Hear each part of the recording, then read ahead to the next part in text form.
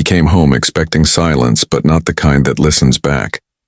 His retired canine Bruno was frozen beneath the attic hatch, eyes locked on the ceiling, growling at something no one could see. When he pulled the cord to check, Bruno panicked, like he was guarding the doorway to something ancient, something watching. What he found in the attic would lead him to a hidden room, a forgotten journal, and a mirror that didn't reflect this world at all. If you're new to the channel, make sure to subscribe, like this video, and tell us where you're watching. From now, let's jump into the story. Henry Toland wasn't the kind of man to scare easily. He worked with wood, fixing old furniture and giving broken things new life. Dust, creaks, shadows, those didn't bother him. But the moment he stepped into his quiet house that Monday afternoon, something felt wrong. He had just returned from a weekend trip, tools still in the back of his truck. The house smelled like it always did, faint lemon cleaner, dry attic air, but it was too quiet. The kind of quiet that presses against your ears and makes you stop moving. His canine dog, Bruno, was the first thing he saw. The dog wasn't near the door wagging his tail like usual. He was standing completely still, right beneath the attic hatch, in the hallway. His eyes were locked on the ceiling, his body stiff, his ears pushed flat against his head. "Bruno?" Henry said softly, setting his keys down. The dog didn't move. "You okay, buddy?" Bruno gave a low, steady growl. Not angry. Just warning. His tail wasn't wagging. It was straight, unmoving like a rod of tension stretched behind him. His eyes never left the small attic door above. Henry looked up too. The pull string hung there, swaying just slightly. "What is it?" Henry whispered. He took a cautious step forward. Bruno immediately moved, sliding in front of him, placing his body between Henry and the attic like a guard at a door. Henry stopped. This dog had served 6 years in the force before retiring. He was calm around loud noises, calm in crowds, calm during thunderstorms. Henry had never seen him like this. "All right," he said gently, holding up his hands. "We won't open it." Bruno didn't relax. Henry walked to the kitchen, grabbed some cheese, and crinkled the wrapper, a sound that usually got Bruno to come running. The dog didn't budge, not even a twitch of the ear. Something had spooked him. Henry had no idea what, but he was sure of one thing. He wasn't going to open that attic alone. He pulled out his phone and texted his friend Tommy, who worked in pest control.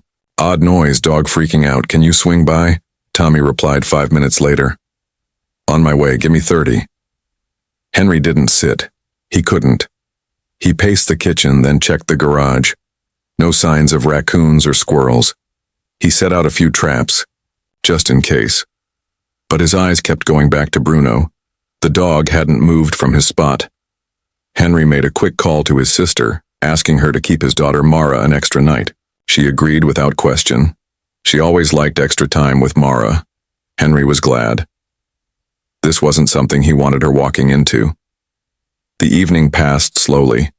Henry tried to keep busy, folded laundry, wiped counters, but his mind stayed, locked on the attic and the dog guarding it. It was like Bruno wasn't just watching the space above. It was like he was waiting for something. Night fell. Henry didn't sleep in his room. He laid out a blanket on the hallway floor next to Bruno and stayed close, just in case.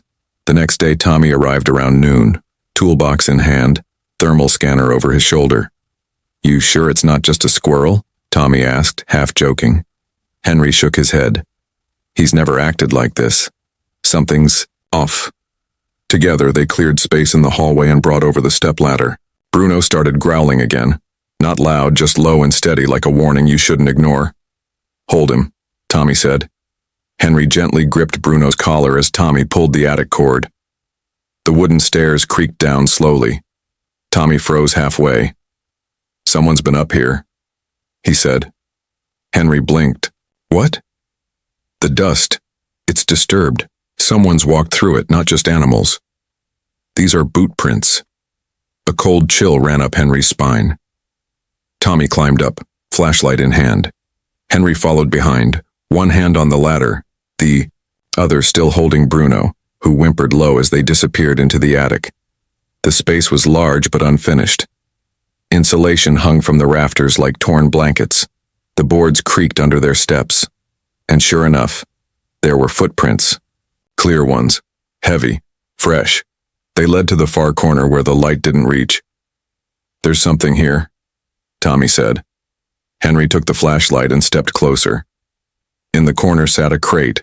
Wooden, old, slatted like something used in shipping.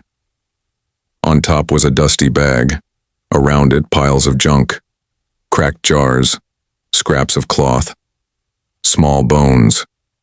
Henry's breath caught, and then he saw the photo, tucked beneath a board, half covered in dust. It showed a man in uniform standing proudly, beside a large canine dog. The dog looked like Bruno, too much like him. On the back, faded and trembling in old ink. "Keep watching always." Henry turned to Tommy. "We need to call someone." And deep below, Bruno still waited, watching the hatch like it could breathe. The next morning, Henry couldn't stop staring at the photo. It sat on the kitchen table beside his coffee mug, curling slightly at the edges from age. He had cleaned it gently with a cloth and held it under the light, looking for clues. The man in the photo was tall with sharp features and a proud expression. His hand rested on the head of a large canine dog. Bruno's twin, almost.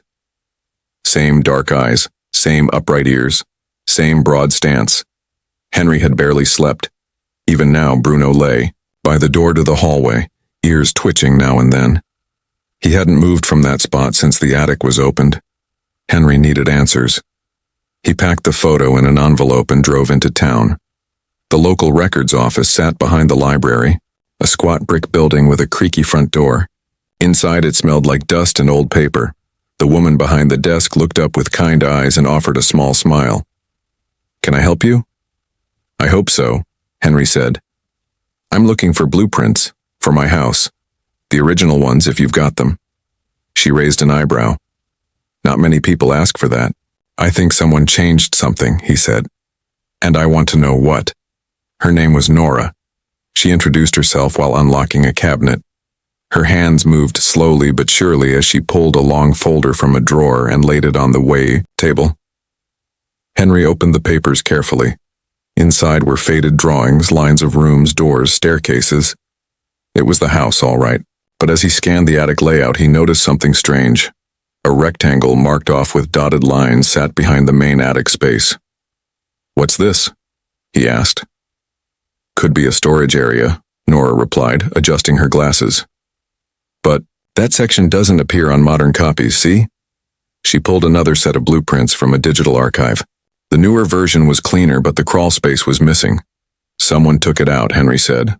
"Looks that way." He thanked her and left with copies of both versions. Back in his truck, he sat with the engine running and stared at the blueprints. His house had a room that someone wanted to erase. That evening, Henry returned home just before sunset. Bruno greeted him as always, then trotted straight back to the hallway under the attic. Henry followed. He climbed the attic ladder again, this time alone. With his flashlight, he studied the far wall where they'd found the crate. Then he started, tapping gently along the boards, listening for hollow sounds. After a few minutes, his hand found something. A thin crack ran along the bottom of the wall, too straight to be natural. He pressed on it. The panel gave way with a soft click. Behind it was a narrow opening, no wider than a crawl space, maybe 3 feet tall. He pointed his flashlight into the space. It was dark and dusty, but there was something in there. Henry crawled inside. The air felt heavier somehow, like it had been waiting. The space opened just enough to let him sit hunched. Shelves lined the wall. Old wood, nailed in place. On them sat books, worn journals with dates written on strips of tape. 1982, 1983, 1984, one after another. In the corner was a folded canvas and next to it a sealed envelope. Henry reached for it with trembling fingers. The paper was yellowed. The ink faded. "For when it breathes again," it said. He opened it slowly. Inside was a brass key, long, with a pattern carved into its side, and a note written in tight, Careful handwriting. Don't lock it out. But don't open the wrong door. That night, Henry sat at the kitchen table, the key and the note beside him. Bruno lay on the floor nearby, his head resting on his paws, but his eyes alert. Henry didn't turn on the TV. He didn't read. He just sat in the quiet and thought, what had been locked up here? And why? He remembered the footprints in the attic. The photo. The name on the back. Keep watching, always. His hands tightened around the key. He wasn't imagining this. Someone had lived in that attic. Someone had hidden things. And the dog, whether it was Jet or Bruno or both, had known all along. Later that night, just before sleep took him, Henry had a dream. In it, the attic was open, the crate was gone, and the crawlspace door was wide. A man stood in the shadows. Henry couldn't see his face, but he held something in his hand. A photo. Remember? The man said. Henry woke with a start. Bruno was still beside the bed, ears perked, staring at the ceiling. There was no sound, but Henry could feel it. The breath behind the ceiling. Waiting. Henry didn't sleep much after the dream. Every time he closed his eyes, he saw the man in the attic again, standing in the shadows holding the photo. Always the same word. Remember. Bruno hadn't barked or growled, but his eyes stayed locked on the attic ceiling like he knew something was still moving up there. Something not quite finished. 2 days passed. Henry didn't open the crawl space again. He wanted to pretend things were normal, just for a little while. He tried making breakfast, fixing a broken drawer, and watering the houseplants. But the air in the house felt thicker, like it had weight. He began hearing noises at night, not the usual creaks or groans, not pipes or wind. It was always the same. 3 knocks. Soft, steady, slow. Knock, knock, knock. They came from above. Not every night, just enough to make him listen harder each time. He'd wake up and sit straight in bed, heart racing, ears straining, and every time, Bruno would already be awake, sitting at the foot of the bed watching the ceiling. Henry wanted to tell himself it was just the old house settling, but even he didn't believe it anymore. On the third night, after the third time hearing the knocks, he decided to go up. He waited until the house was still, just past midnight. Then he pulled the attic cord slowly, watching Bruno for any reaction. The dog stood up but didn't growl this time. Instead, he followed closely, step by step, his paws quiet on the ladder. The attic looked the same. Dusty, still, dark. Henry flicked on his flashlight and turned toward the crawl space. It sat there, like always, quiet and waiting. He crawled inside, Bruno right behind him. But this time there was something new. A mirror. It hadn't been there before. Or if it had, it was hidden. Now, it stood against the far wall. Tall, cracked at the corners, the glass slightly clouded. Henry stared into it. At first it was just his own reflection. Tired eyes, messy hair, flashlight shaking slightly in one hand. Bruno sat beside him in the reflection just like in real life. But then the background changed. It wasn't the attic behind them anymore. It was a forest, tall trees, a clearing, a place he'd never seen before, but somehow recognized. Bruno stood suddenly, his reflection rising too. Henry blinked. The reflection didn't blink with him. He stepped closer to the mirror. The forest looked still. Too still. Like a photograph taken long ago. And then, in the far corner of the reflection, something moved. A figure. Not clear. Not detailed. Just a shadow walking through the trees. Henry stepped back, heart thudding. The mirror returned to normal. Just the attic. Just him and Bruno. But Henry knew what he saw was real. He sat down on the attic floor, pulling out the first of the old journals. Again. He flipped through pages quickly, looking for anything about the mirror. Finally, near the back of one from 1984, he found a line. Don't speak to it. Don't ask it questions. Only watch. It shows what it wants you to see. He closed the journal slowly. This was something much older than he thought. The attic wasn't just a place where someone had hidden. It was a doorway, of some kind, a place that remembered. And now it was showing him something. Back downstairs, Henry didn't go to sleep. Instead, he made coffee and sat at the table, staring out the window. Bruno sat by the hallway, always watching the attic. Henry pulled out the envelope again, the one with the old brass key. He hadn't found anything it fit yet. Not in the attic, not in the crawl space. But maybe it wasn't meant to open something up there. Maybe it was for something below. The next morning, he walked the house slowly, searching every door, latch, and cabinet. In the laundry room, he found a storage shelf nailed to the wall. It looked newer than the rest of the room. He pulled it loose. Behind it, a wooden panel. And behind that, brick. He ran his hand along the edge until he found a gap just wide enough for his fingers. With some force, he pulled. The brick panel shifted. A narrow wooden door waited behind it. No knob, just a small keyhole in the center. Henry pulled the brass key from his pocket. It slid in smoothly. Click. The door creaked open to reveal a narrow staircase leading down into darkness. Bruno stood behind him, still and silent. Henry looked down into the shadows. He didn't move forward. Not yet, but he knew without question that whatever waited down there was part of the same story, part of the same memory. And Bruno was still leading the way. Then, in the hallway above them, from the attic hatch, came the sound again. Knock, knock, knock. This time. Henry didn't turn. He listened, but he didn't answer. Not yet. Henry stood at the top of the hidden stairs, the darkness below pressing upward like cold breath. He didn't know how far the staircase went. He didn't know what waited at the bottom. But the old brass key had unlocked it, and Bruno, faithful, silent Bruno, was sitting calmly behind him, as if this moment had always been coming. Henry turned on his flashlight and started down. The stairs were narrow and made of stone. Each step echoed softly. The deeper he went, the colder the air became. It smelled like old paper and earth.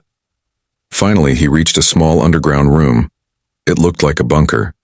Simple walls, a low ceiling, no windows. But the most surprising thing wasn't the room, it was the writing. Words were written all over the walls, some small, some big. Some were names, others were phrases. One wall said, "Remember before you forget." Another said, "When it knocks, wait. When it speaks, write." Henry walked slowly, shining the light across every wall. In the center of the room stood a table. On it sat a book, a journal, brown leather, tied shut with twine.